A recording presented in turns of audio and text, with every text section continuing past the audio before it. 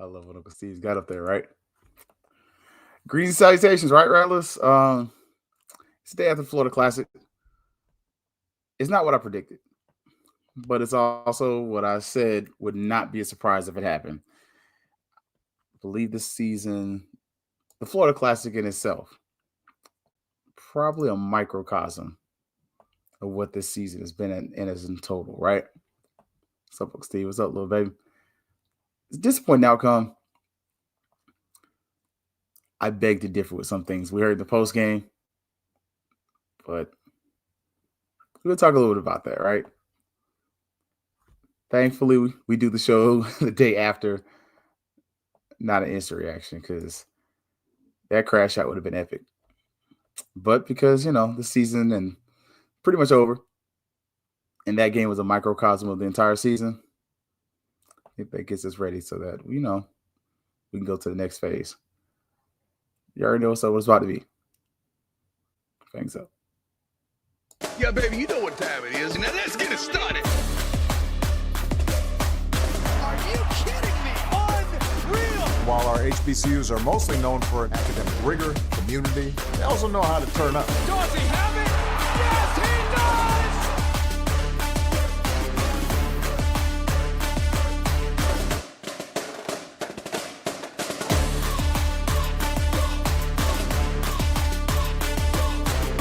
And that might be the knockout punch.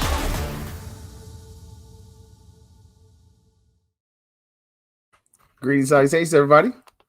Hopefully, you and yours are doing well. Let's see. I'm trying to watch in the background. Hopefully, it's not only the slim version. Hopefully, you're getting both views of this. But if not, I just have to stay in the frame, right? So, yeah, this game right here, trash, man. It's like I think we could kind of, you know, make it plain, right? It was what it was, and that in short, the end result was some trash.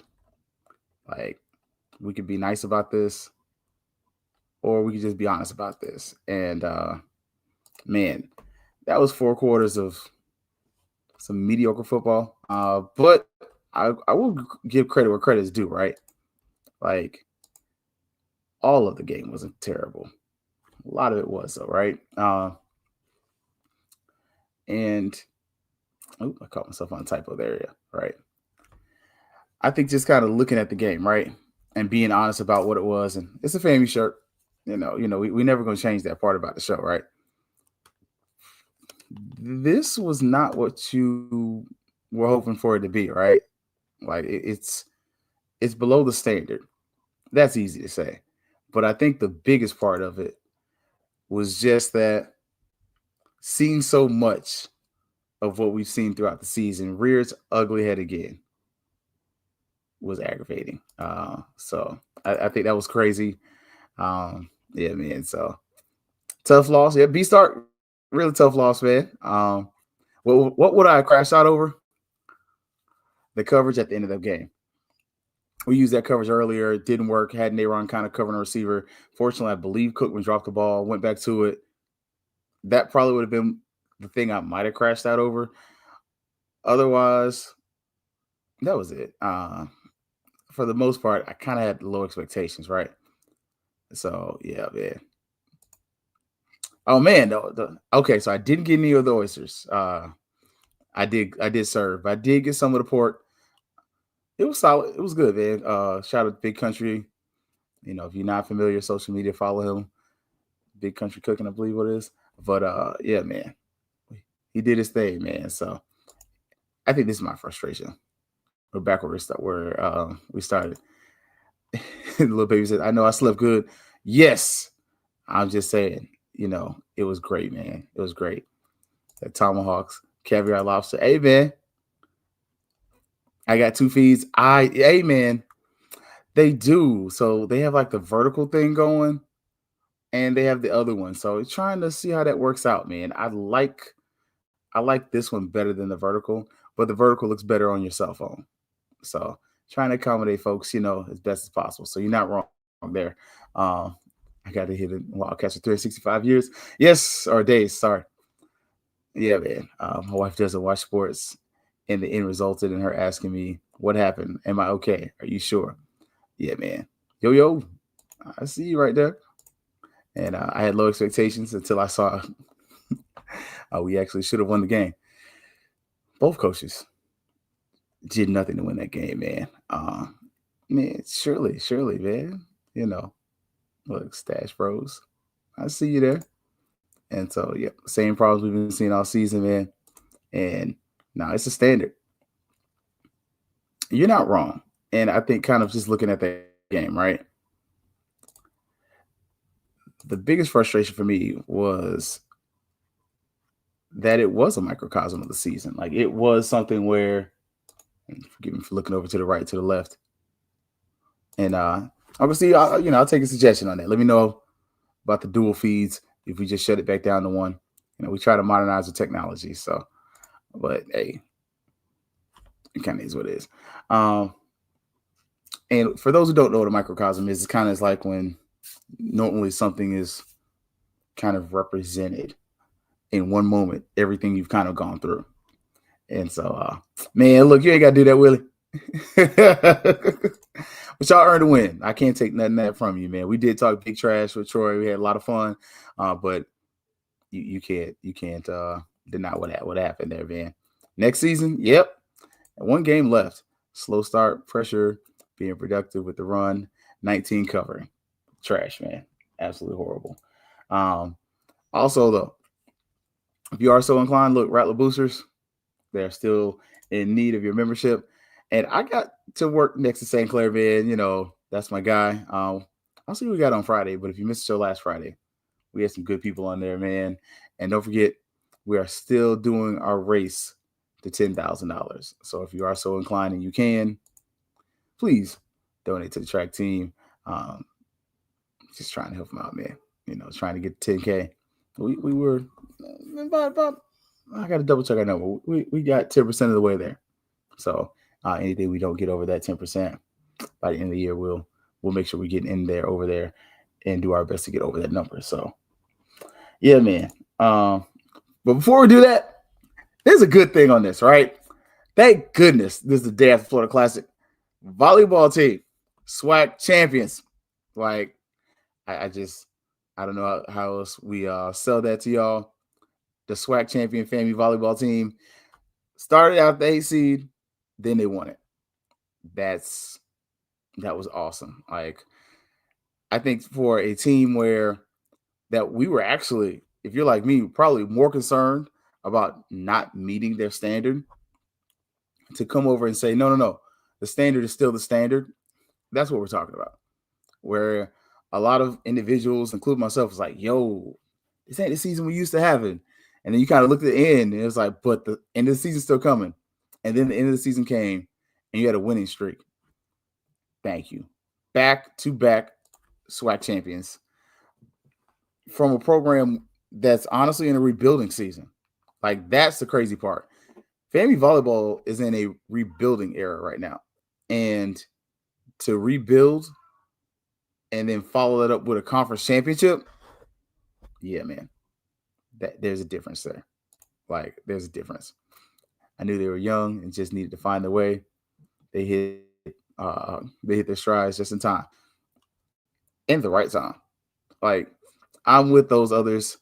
I hope we don't end up in Nebraska, someplace like that. But congratulations to the Lady Rattlers. I will say the support for them wasn't where I wanted it to be. I wanted to see more for the basketball team, largely because we did have the Rattler Sports Network. Let's make sure we continue to utilize that. Let's continue to have that.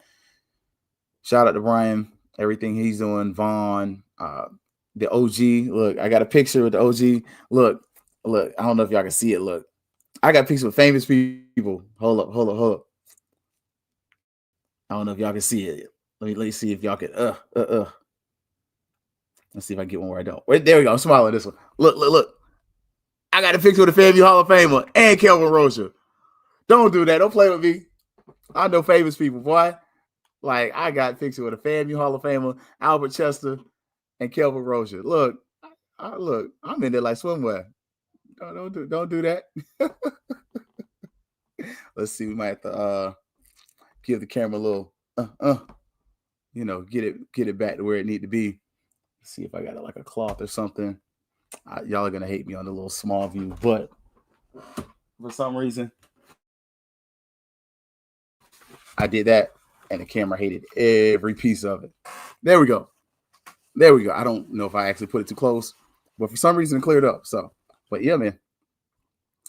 So these are my picks so far. Okay. Number 1, JSU to repeat. I'd pick Bethune-Cookman to beat FAMU. 3, I told FAMU that they would regret hiring Colsey over Ed Reed so far. I'll let you keep the Ed Reed thing. I love your faith in that, man. Look, faith the size of the mustard seed, right? Basketball season tickets are on sale. Game is coming up in a while. You got a little break from it for the women's. The men, I believe, got a game Monday. Double check. So, yeah, it's let's double check. I don't like to be wrong, but if you haven't already gotten your season tickets, get your basketball season tickets. It's a good opportunity, right? Like they definitely need the wins. They need the support. They need anything they can get. They haven't not got the win so far. 0-4, and the next game a few weeks away. So December 2nd, JU. That's a Tuesday. I don't think I'll make that. I want to go, but it's on a Tuesday. Like, that's the problem with that one. So, yeah. So both teams get a break for a little time. Good times, man. So, yeah. On to the elephant in the room, though, right? Florida Classic.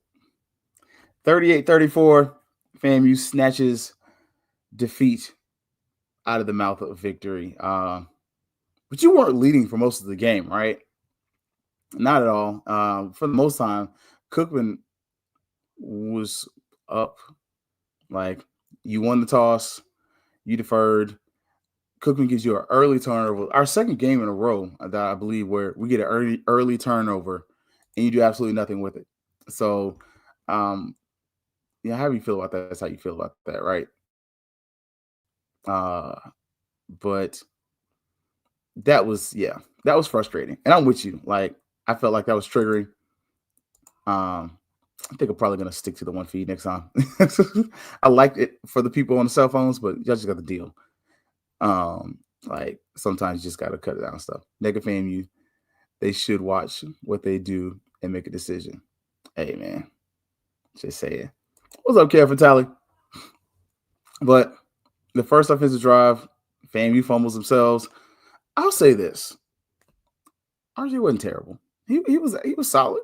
Like, he didn't play a bad game. He wasn't spectacular, but he did enough to get you the win. Like, for me, this wasn't a game where I came away from it like the Howard game, where I sat there and was like, okay, that was one of the reasons you lost. I looked at this and I was like, this really wasn't on him. There were times when he missed some stuff, but you had some of the ugly things still where receivers dropping passes. He did take some sacks, though. Like, he still does hold the ball a little too long sometimes.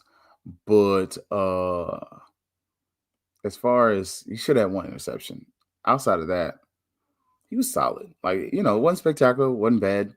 But it's just, it was frustrating. What was the atmosphere like, JT? It was electric. It was a Florida Classic. It was amazing. 55,000 plus people there. Even more outside when you combine the total. Probably 70,000 people in the area. Vendors were out there. The tailgate was epic. Especially our tailgate was epic. Multiple chapters came together. That was cool. So over Lake Lorna Dune, it was a really good atmosphere. The weather was perfect. It was too hot to wear a hoodie. So I definitely enjoyed it though. Like overall, like I had a lot of fun. Shout out to Gerald Thomas from Tallahassee Democrat. Got to be on his platform. So just saying it was a good atmosphere, man. And he didn't know me. I thought he had a good game. Like, I'll be honest, like looking back at it and just I hadn't rewatched the film yet. I have not. I can't. I'm not. I will. I will. I'm gonna watch the highlights. Let me say that. Watching it in person was enough. Like, it's a microcosm. And the worst of it, at stadiums like Camping World, you actually have room to be media. So there's less of like at Bragg, there's no space to be media. There's no space for me to get my computer out, watch the game, take notes, try to be like an active participant and kind of like there's no room for that. So that's why so often I do try to be on the field and so I can get pictures and stuff. But it's also so you can have space so that you can actually review the game. And you can see the pocket a couple times when I was on the field. I went down third quarter. I could see some of what RJ was seeing. But yeah, man, my wife unplugged the TV when the receiver got. Man, I'm not mad. I don't blame her. Like, I don't want you. It wasn't really on him. Honestly, it was on the defense.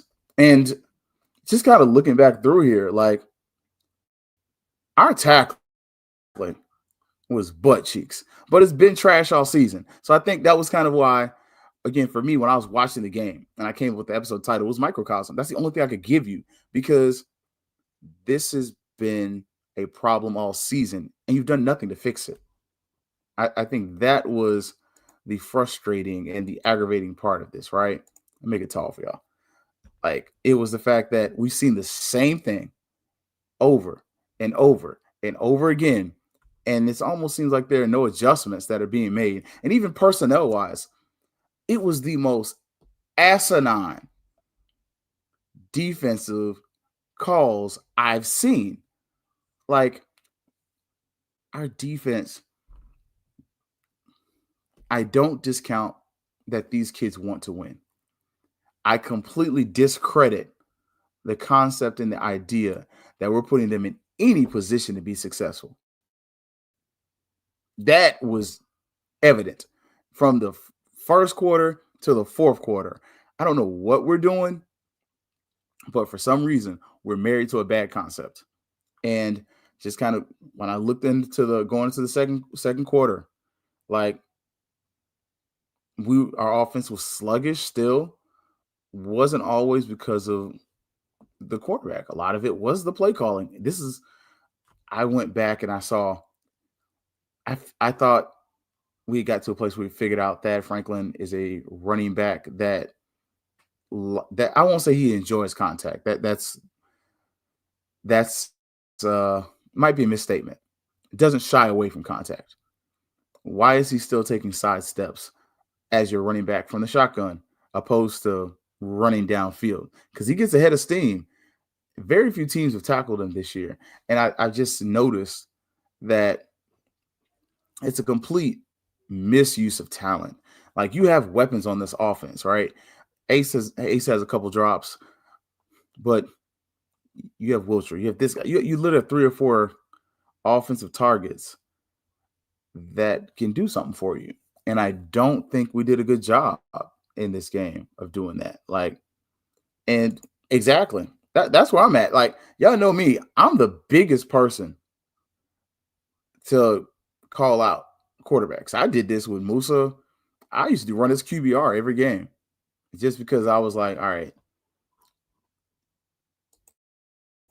we got to see what's up. But this game, when the offense puts up another game where they're scoring 30 points and you lose, it's the defense. And it doesn't matter that you're doing it against the worst teams in the conference.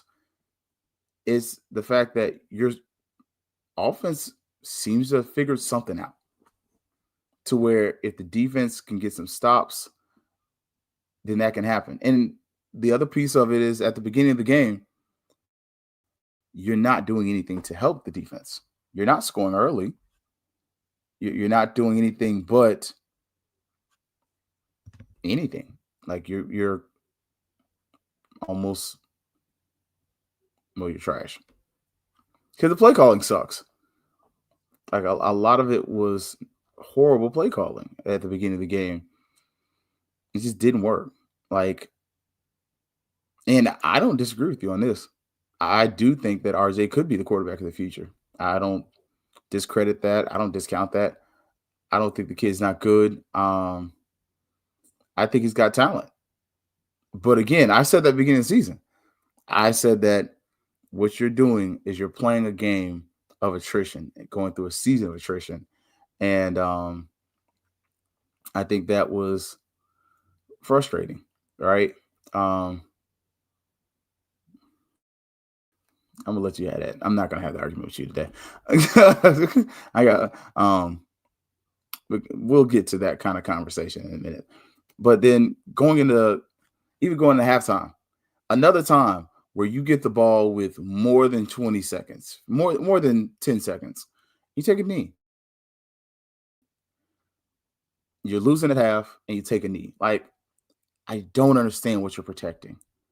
You have a losing season right now. Like, this isn't a product where you're winning and you're not aggressive. Like, against your arch rival, you're not aggressive. Like, okay, last week and the week before, you weren't aggressive going into halftime. Why are you taking knees at half all the time?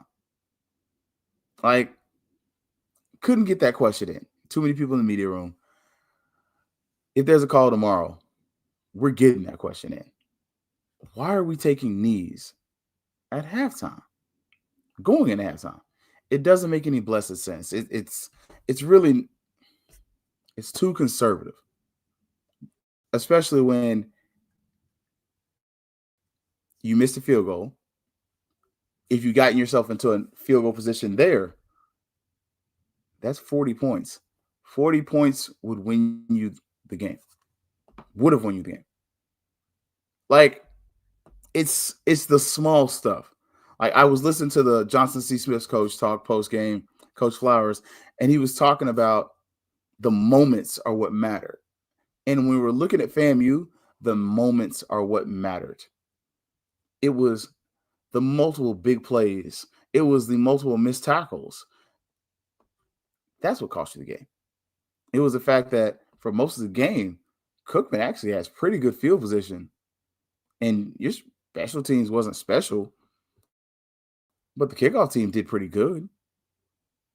Like, that was just me. Like, I just kind of looking back at it, I really question a lot about this. Like, a lot of what I've seen from this team leaves a lot to be desired. And it's not something that gives me hope going forward. And I don't know if there's a call tomorrow. If there is, we're definitely getting on there. I got time tomorrow. And they're supposed to be. I will say post game was an interesting moment. But defensively, all the questions. Like, I don't know what we're looking at. I don't know why some of these players are continually left in this position. I think to the point to where I know when Vaughn asked Colsey the question about the last play of the game, he says number 19 seeing ghost.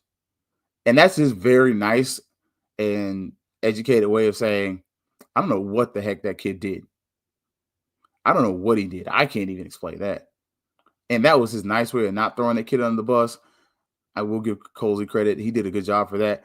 But even then, I don't know what the heck that kid saw. I don't know. But I also don't know about that personnel. That last play of the game in particular, I hated it. Not just because of the outcome, but in general. Was he in his ear? I don't know. When I did see Ray Matthews, he wasn't really near Colsey. He was on the sideline. He was kind of other areas. I can't say that he didn't have a headset. He was kind of just vibing and chilling. Did see one or two players like come talk to him, but there wasn't anything where he was like calling plays or signaling plays. He's just kind of there with his headphones or his hands folded, excuse me. Do I think FAMU need a hiring of a new coach ASAP? I don't know. We'll get to that in a second. But overall, the game was an abject disaster. And a lot of the reasons you lost this game were the things that you've seen that have been problems throughout the season.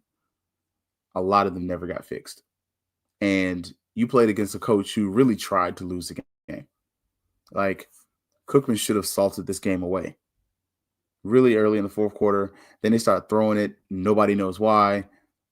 And then, because the running game was actually working. And then we kind of get a little bit of hope. We come back.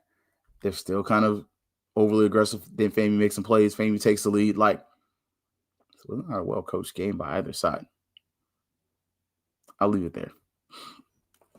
But that's, and you're not wrong.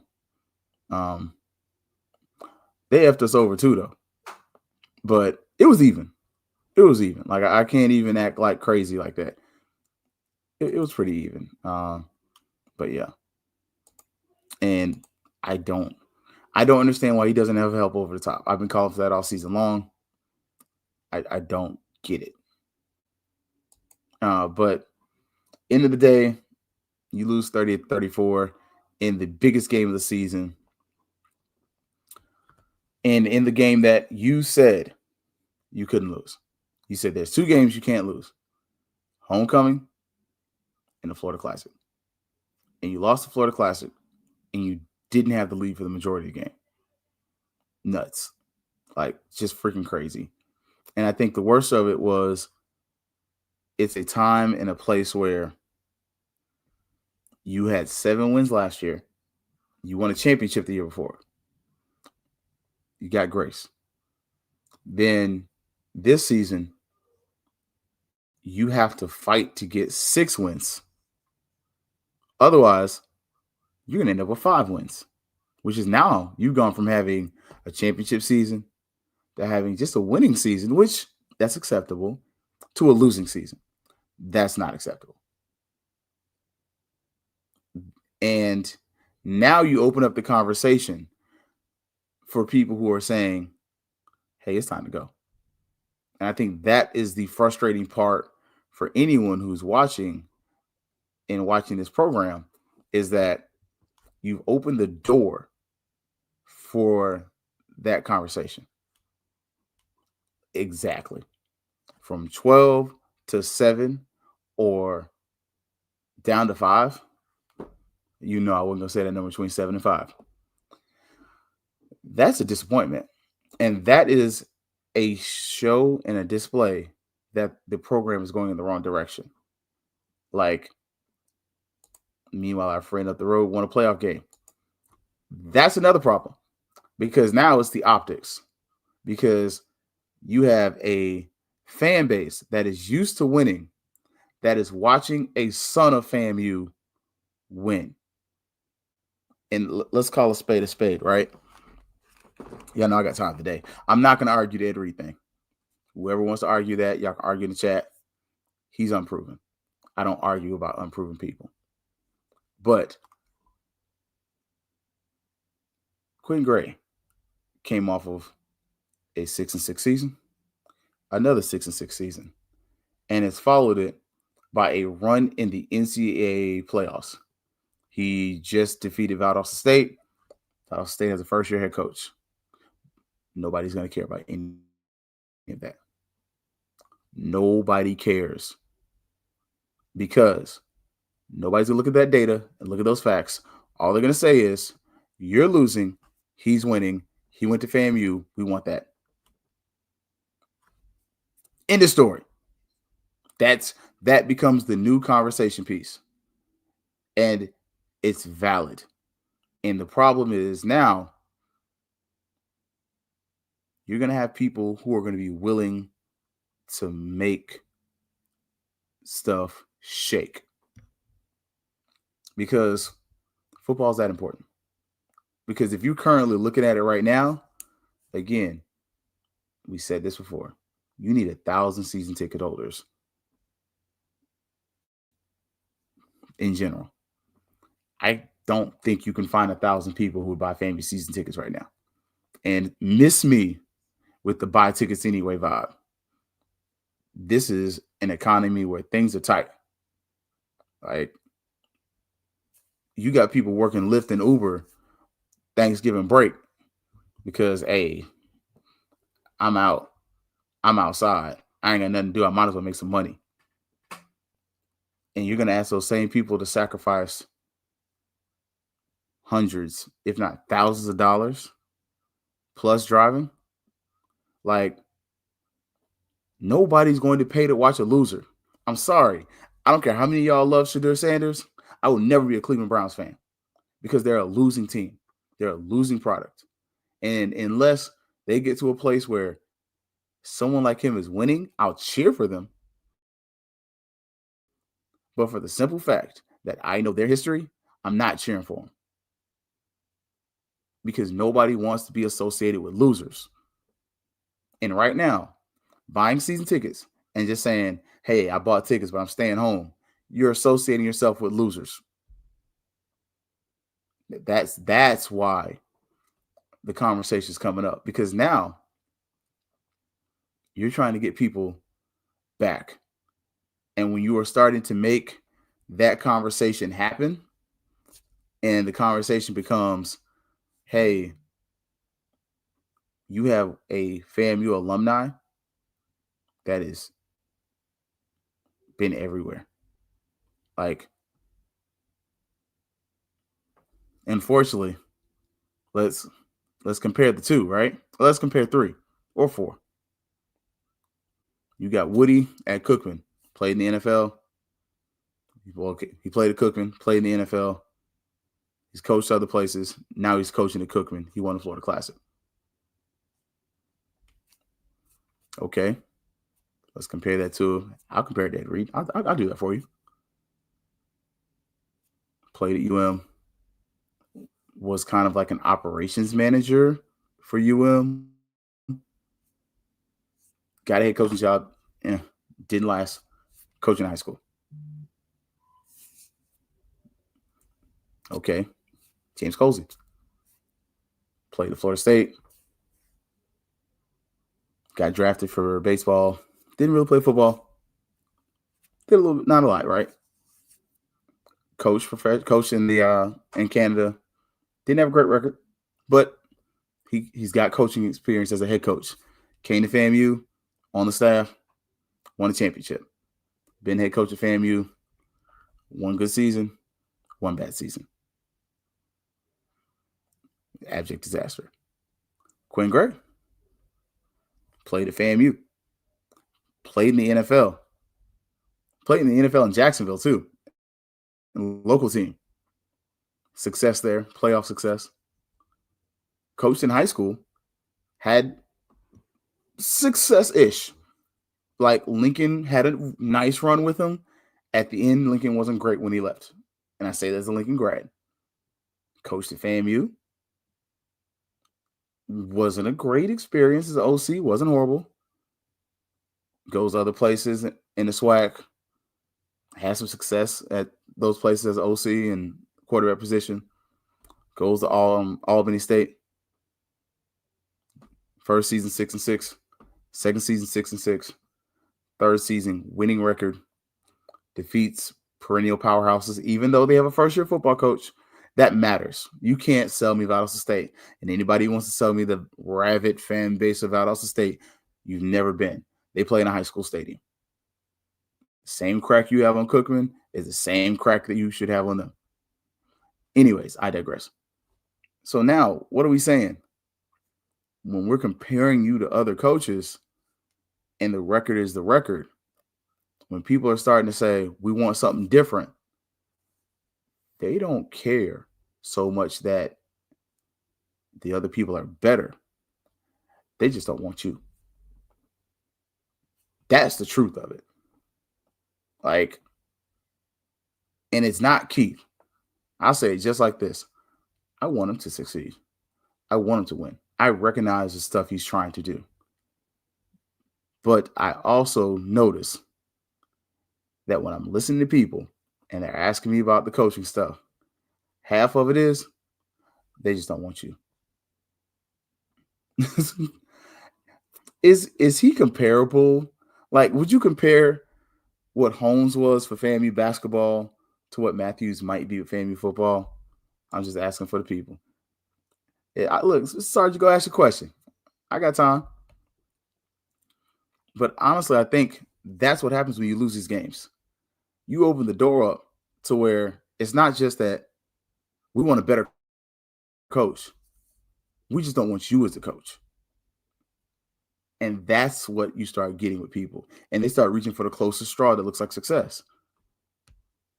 Like, and the closest straw that looks like success. And that not only looks like success, but is success. Right now would be Quinn Gray. Like, one thing we have to stop doing with FAMU, right? And this is my issue with any person who wants to hire somebody who's never been experienced at FAMU. It normally doesn't work. Very seldom does someone with no experience work at FAMU. The only time that's really worked, Ken Riley. And it wasn't as a football coach. It was an athletic director. Outside of him as an athletic director, bringing in people to FAMU who have no experience don't work.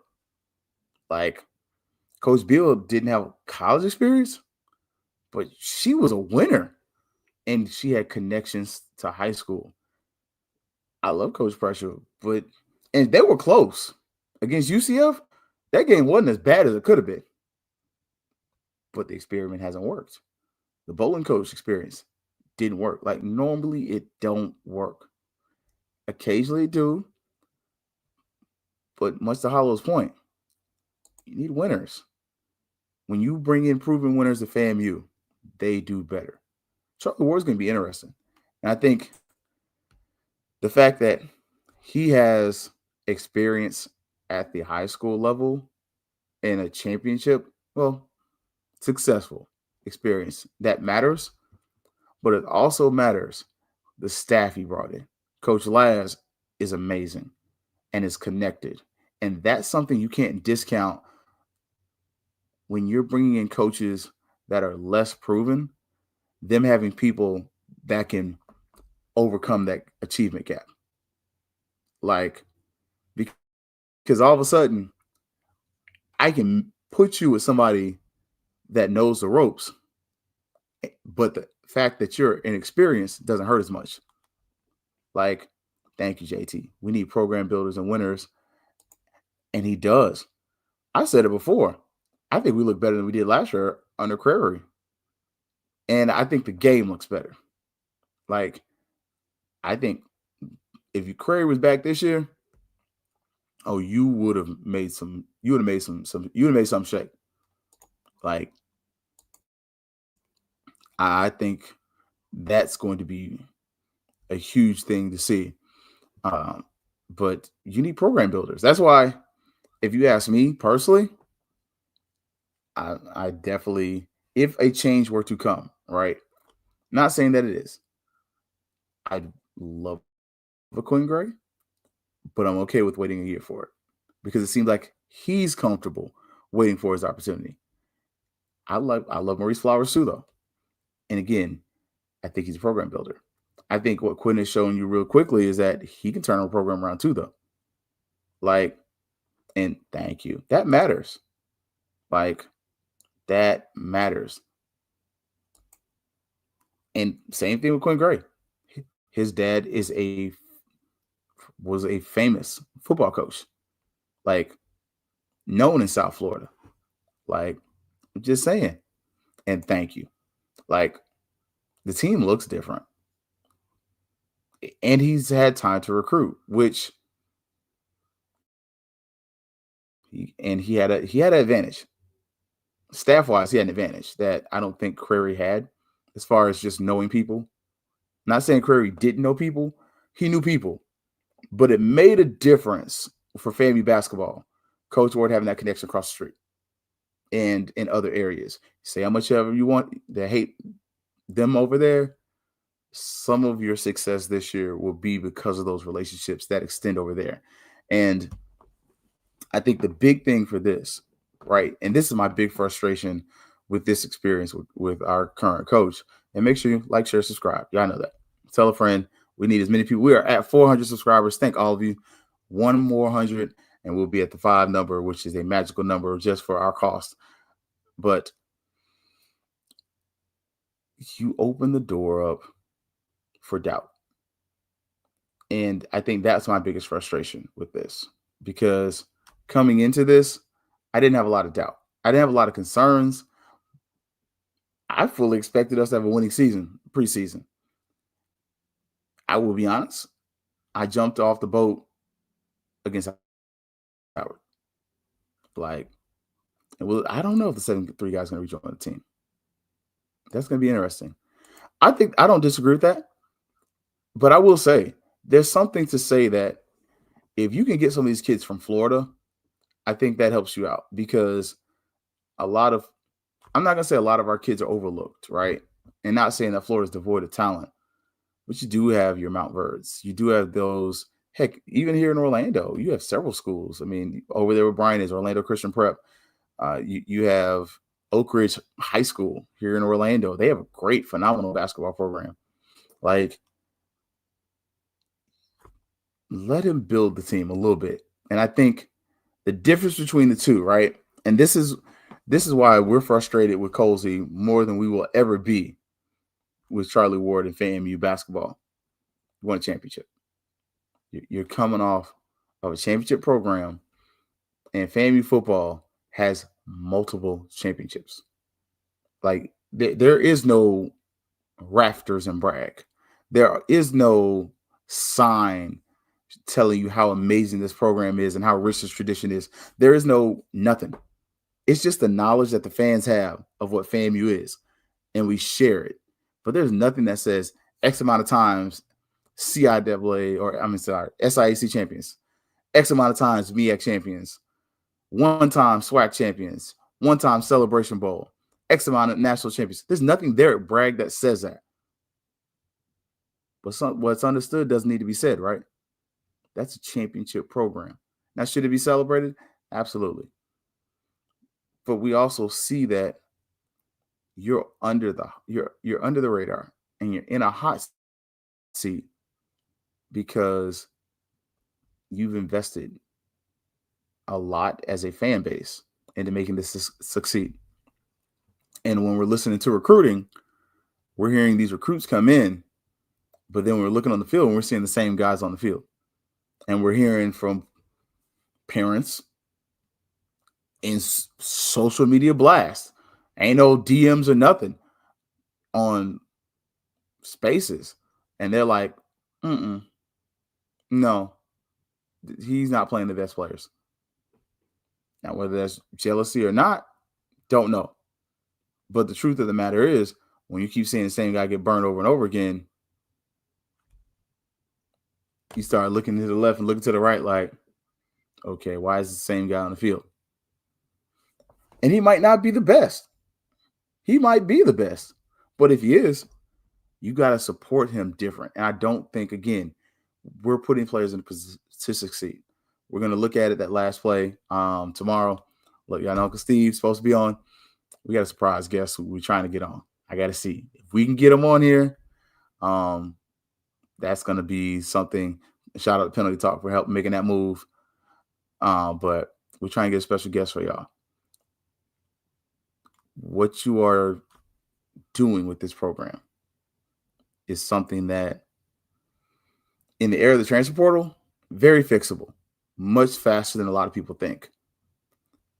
But you're making it a place where next season, if you're back, you're a zombie program where you're going to have the faithful few show up, the people that are going to just, hey, support FAMU is what I do. They're going to be there.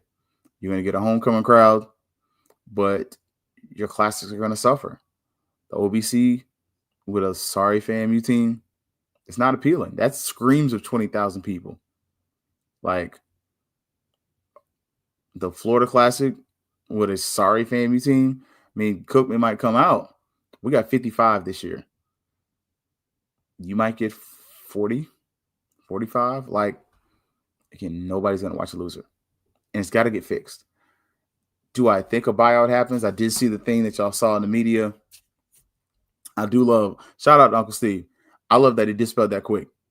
And you'll notice you had no reputable FAMU source that retweeted that. You didn't see ONG Strike Zone. You didn't see Fangs Up. You didn't see Outway Steve. You didn't see Fifth Quarter. You didn't see penalty talk like Fat Mouth Sports. Nobody who routinely follows FAMU shared that information. I ain't gonna say nobody believed it, but I'll say that when you understand where we are finances wise, that ain't good business, especially with where you're at right now, right? And look, obviously, he said 100% not true at all with that tweet. I think sometimes some people do things to get clicks. And I'll tell you, I'll be honest, man. This platform and the post-game platform shows, whatever, post-game does better when FAMU loses. I hate to say it. As a person who only wants FAMU to win every game, I get more traction and attention when we lose. Do I feed into that? No. I just post the post-game. It is what it is. I didn't even really make any adjustments to it. I did my normal do. I went to the car, literally because it was classic. I wasn't sprinting, but I wasn't walking slow because I was amongst the people. I walked where I needed to be. Got in the car.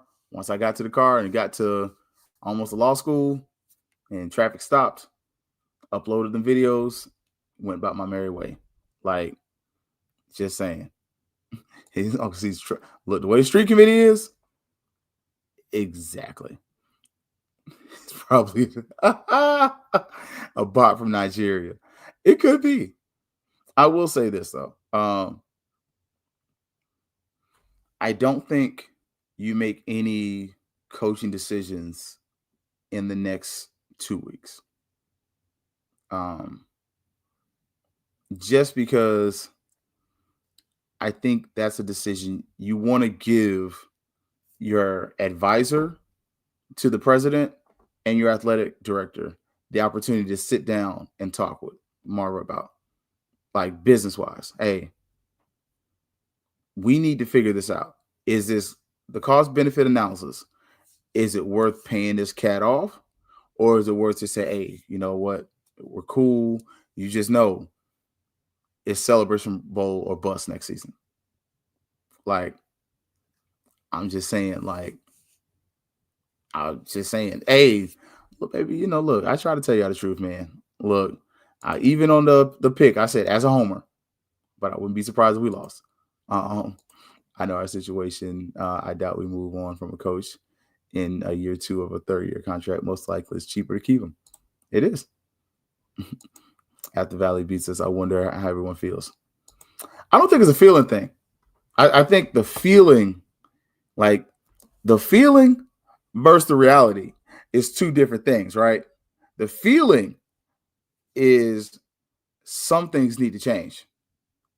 The reality is, does it make business sense to change? Because I think you're seeing that on both sides of the track, where both sides of the track are saying, no, this isn't working. But both sides of the track are saying it's cheaper to keep them.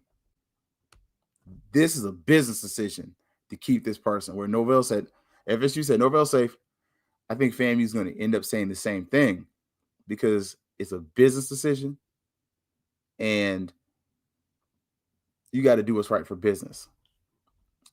And I love the question. I was waiting on your question. If you lose the Valley, do we let him go? Not on the bus. I think that's that conversation that has to be had this week. They got till Wednesday, right? Wednesday, the offices are closed. Monday, Tuesday, they're open, right? I think the conversation becomes, hey, man, you have to win this. Like, you even heard that Franklin talk about it. Like, we lost them last year at home. We should not have. We got to get our get back kind of vibe. You got to save 6-6. You got to save 500 because you're in a place where it's very difficult to sell season tickets.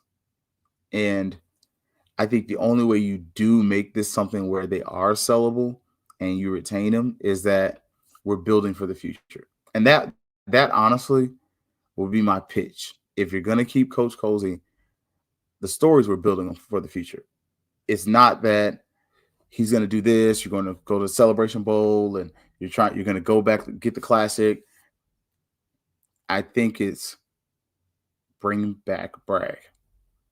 You sell the schedule. It should be a very weakened SWAC side of the conference. Like, you're not getting the best of the best to come here next year. So you're not getting Jackson. You're not getting Alabama State. That's two of the best that are already not coming into your house next year. So you're getting the teams that you should be competitive against, right? Because Alcorn came to us. So next year we go to them. So you're pretty much going to flip a lot of that. You get Arkansas Pine Bluff to come to you. It's not a great home schedule, like competition-wise. What it is, though, it's a great home schedule confidence-wise. And I think that's where you're going to try to have to sell it. And he said it's not cheaper to keep them. Showed me the numbers, fan ticket sales. I don't think we're hitting 4,000 and 5,000 season tickets.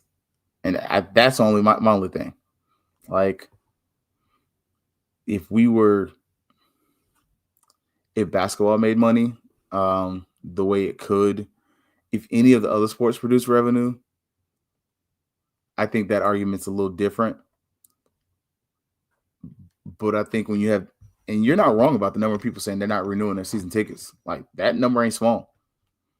But is that equal to enough to justify eating up that $200K, $275,000? Like, just saying. Like, and look, so it was just get blown out by 40 on the road. Yep. Like, look, I mean, I could be real about this, or I could lie about it, because on the road is Jackson State. On the road is Alabama State. Do we have? I think the worst home game you might have is South Carolina State coming in next year.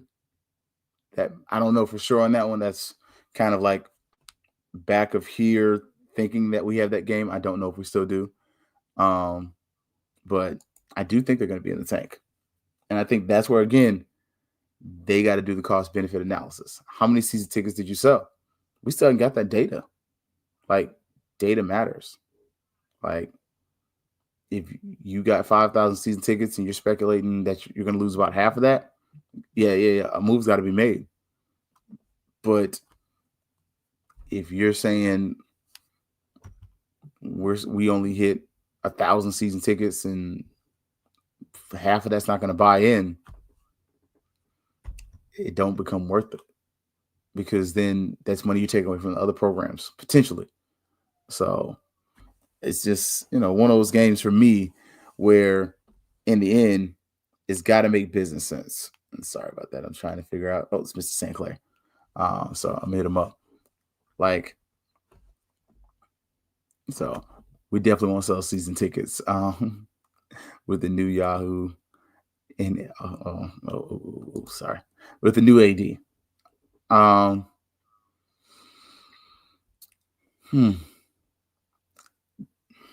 Can we be real for a minute on that, right? This is why you keep an Angela Suggs. Like, Angela Suggs is a FAMU grad. Angela Suggs has done some great things outside of FAMU, but she's also done great things for FAMU. She's an advisor to the president, and she's really advising athletics, right? I think for those people that are really like, yo, you're not getting behind this AD, don't put him out there.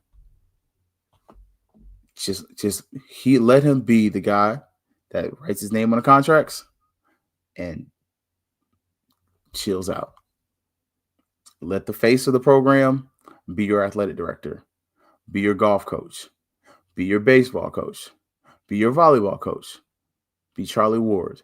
Use the things that are going to excite you about the program to bring up the program and get your players that are your better players out there in front of the people.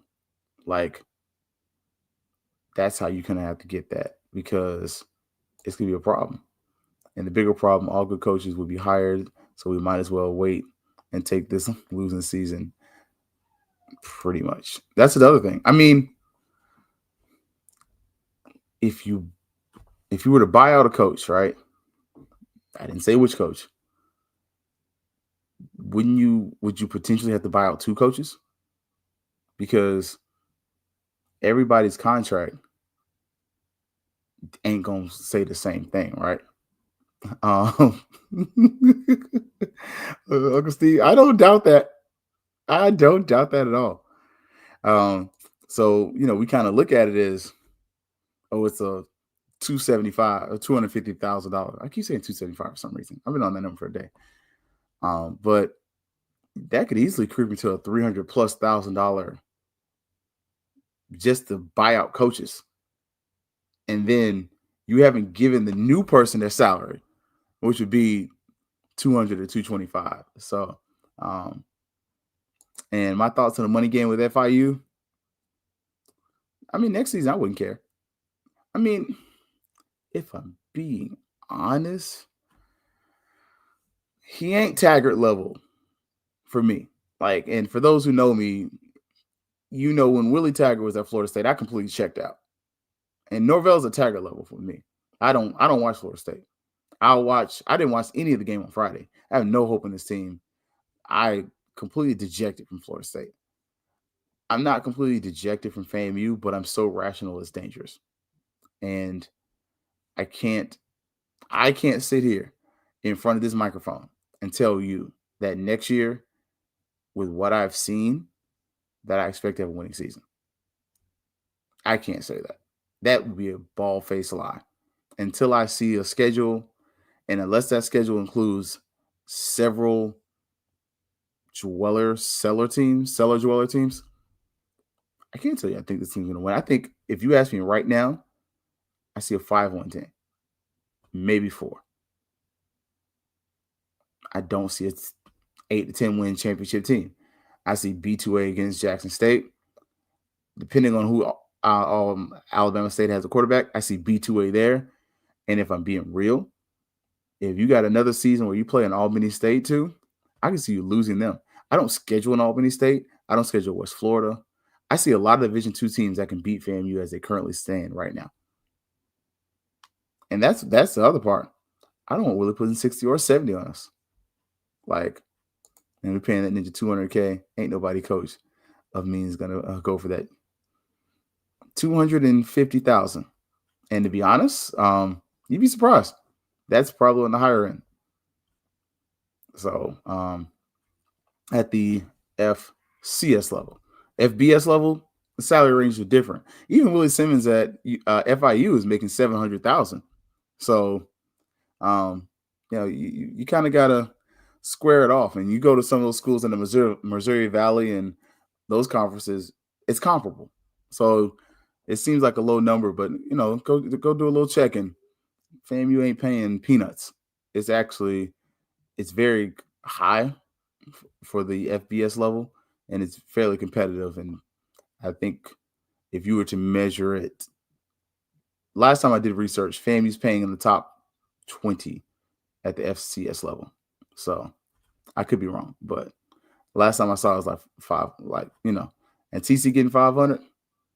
That's a stadium that holds 60,000 that oftentimes has 40 or plus thousand. So it's a market, economy scale. That's a huge difference too. FAMU seats 18. So, when you can compare apples and oranges, you got to kind of look at the trees that they're on. Like AMU is going to be better. Southern has to be better as we play Alcorn on the reservation. Hey, man, So what's the point? And he has. Like that's my thing. For me, I don't pocket watch. I know if you watch the pivot, my boy Channing Crowder, he tell you be pocket watching. I don't pocket watch. I look at W's and L's. And I don't care what TC's making. Because I'm truly not a Jackson State fan. I hope they do well outside of when they play FAMU and when it, doesn't adversely affect FAMU. But I generally could care less about them. My focus is FAMU. And I want us to win. And 500 at FAMU is too much. 500 for most HBCUs is too much, if we're being honest. Very, very few schools financially on the football field should compare themselves to Jackson State because there's just a different economy of scale of what they have. There's also a different economy when it comes to competition. There is none. I mean, Ole Miss and Mississippi State. But within a 2-hour radius, there are no professional football teams. You're talking New Orleans Saints, maybe. I'm going to speak for the people in Orlando.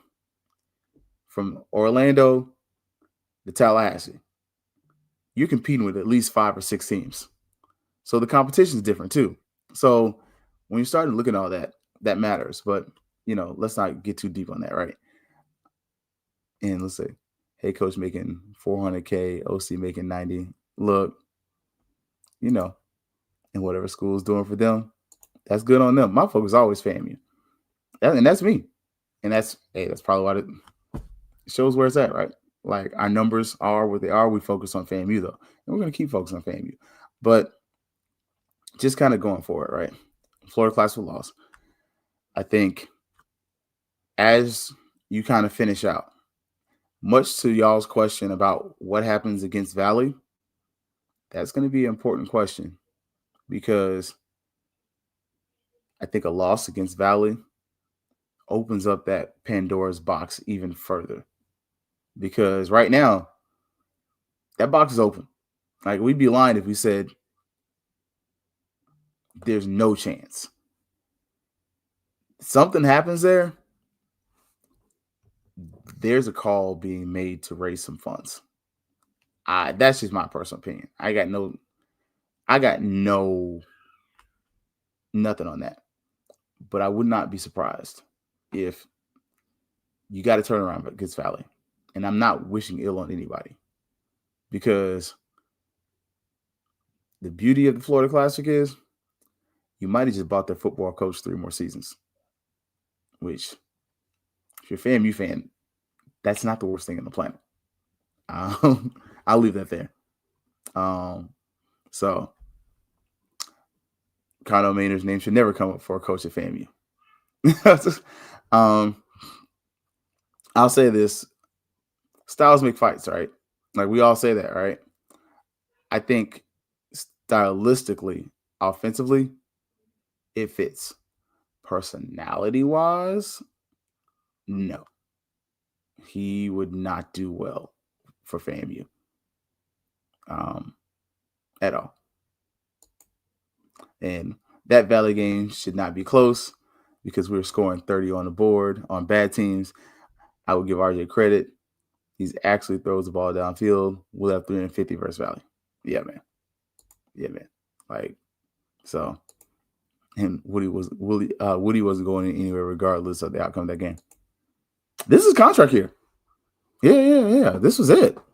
I'm not saying he was going to leave for a better situation. Just saying he was going to leave. Like, Frank Benair is struggling at Southern. Southern's not a good team. But again, styles make fights. Again, every FAMU ain't for everybody. Like, but let's kind of put that out there. The majority of HBCU coaches are not for FAMU. Personality-wise, schematically, fan-wise, FAMU is a place for people with thick skin. And not saying Fred McNair doesn't have thick skin. I don't think he's got what it takes to be a FAMU coach. And I think he's a good coach, but I definitely think we would get under that man's skin as a fan base to the point to where he just wouldn't want to do this anymore. He just want to be like, man, these people are impossible to please. And we are. If you're not winning, you're not staying. And the other part is he has no recruiting connections to Florida. He's got connections to Mississippi. You can do JUCO so much, but we've seen what JUCO does at FAMU. Like, it doesn't work.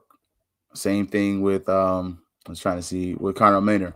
He actually has recruiting chops in Florida, but you'll notice a lot of times you go back to some of the kids he recruited in Florida, they were the kids who were overlooked by FAMU and Cookman. Like, they were kids like, he's a good dude, and the coach put him on, and they were good players. But a lot of the guys he got from Florida were the guys who got overlooked by FAMU and Cookman. Like, I mean, with Colsey, I never said couldn't recruit. It's the scheme. I will say, personality-wise, Colsey's a better fit. Like, if you kind of go out there, he's a better fit. Yeah, man. He says, let me say this.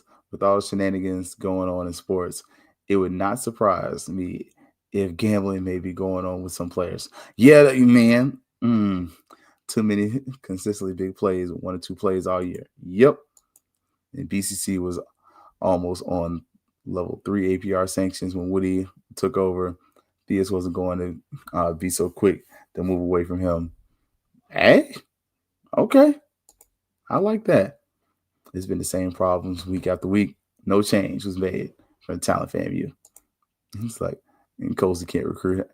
How many of those players will be all swag? Ooh. Hey. How many would be all swag? Colsey's RJ's gonna be all swag. He might not be first team, but he's gonna be there. Fab Franklin, maybe. Your boy Wiltshire, maybe. Offensive line, Ashton Grable, probably.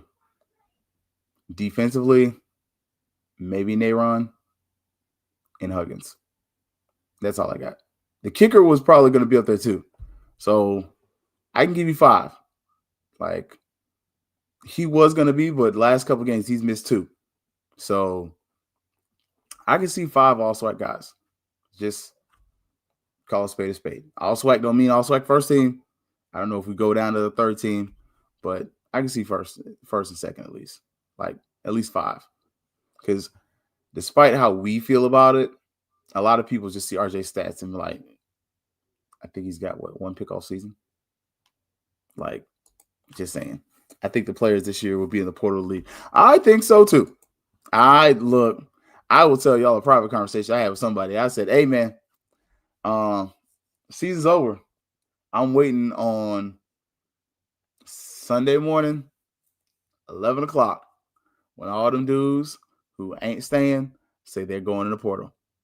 Like, we did. Like, he's pursuing this particular OT out there. That's horrendous. Yep. Oh, the portals will be full of FAMU players. I've said it once, I'll say it again. I fully expect the entire quarterback room to be in there. Maybe even RJ. Like, I would be surprised. RJ might come back. But if a single quarterback comes back, if not one quarterback from FAMU decides to stay, I would not be surprised. I can easily see it. Like, it would be a mass exodus to the portal, and most of those guys would not get offers, but for lower level schools. Yep. That's the crazy part. This would be interesting, though. I definitely wonder how many of those guys would end up at places kind of like Norfolk. Delaware State's trying to do some stuff, So, and I'm not mad at them either. So, yeah. But, yeah, man. So, look, don't forget, for the picks, I haven't even checked. I'll check. I'll be ready. But tomorrow, Monday night review. I believe I'm hosting because Brian's probably coaching. But Fang Exchange, we're going to invite Tashay and Ashley. Y'all know Uncle Steve's going to be on there too. I'm hoping Tashay can make the whole time because, look, she be having relapses. And I be hosting shows, so that helps me detach a little bit. We're going to invite people to talk and see if we can get our special guests on there too. I know Gerald's going to be on a cruise. But, yeah, man, like, it's going to be a fun time, but not a long time. So we're going to be there. Try to talk about what it was. We're going to look at 3 or 4 plays, 2 good ones, 2 horribles for sure. Definitely going to look at that last play of the game. I don't know what number 19 was looking at. I've seen 3 angles. I've seen the TV angle. I've also seen another angle from a fan where he literally, Nayron goes to the flat. Nayron does this and tells him, hey, that's your guy. And this brother moves up to cover the guy in the middle instead of covering the deep. And then all you hear is wide open touchdown. Craziness. But yeah. Same 19 looks every year. Pretty much. All right, y'all. We're gonna get up out of here so we can get that ready, man. If there's a coach's call, I will be on tomorrow. If there's not, then there just won't be. But if there's not, we will be on. But if you have questions, look, drop them in the chat. Send them to the email, fangsuppodcast@gmail.com. Hey, man, look, I love the fact you got a short list of coaches, man. So, hey, Mark, send these coaches to our athletic directors and what you call it. So, Uncle Steve said, I'll come with defensive breakdown tomorrow from defensive coaches. Yes. I'm just saying, like, yeah, we're not going to do that one. That one where 19 tried to strip, I don't think I'm looking at that play. Like, there's nothing to talk about. You should have tackled him. Why the world are you trying to strip somebody? That was not smart. All right, y'all. All right, so everybody, HBCU Digital Network, the wife, the kids, the whole crew, we will be back here on the Fangs Up podcast spot. Also on the ONG Strike Zone page, BCSN, all of our pages tomorrow, 7 o'clock for the Monday night review. So we're going to talk about that. No show Thursday. It's Thanksgiving. Sometimes I do it. Sometimes I don't. This year, we're going to take it off. We're going to shut it down and enjoy the family. Depending on the outcome on Saturday, I might try to do an instant reaction. But we will see. So, Dennis, we want a post-game. Let you know. Post-game interview after the Valley game. All right, y'all. Appreciate y'all. Y'all be good. See y'all tomorrow at 7 o'clock. Y'all already know what it's always going to be. Fangs up. Yeah, baby, you know what time it is. Now let's get it started. Are you kidding me? Unreal! While our HBCUs are mostly known for academic rigor, community, they also know how to turn up. Dorsey, how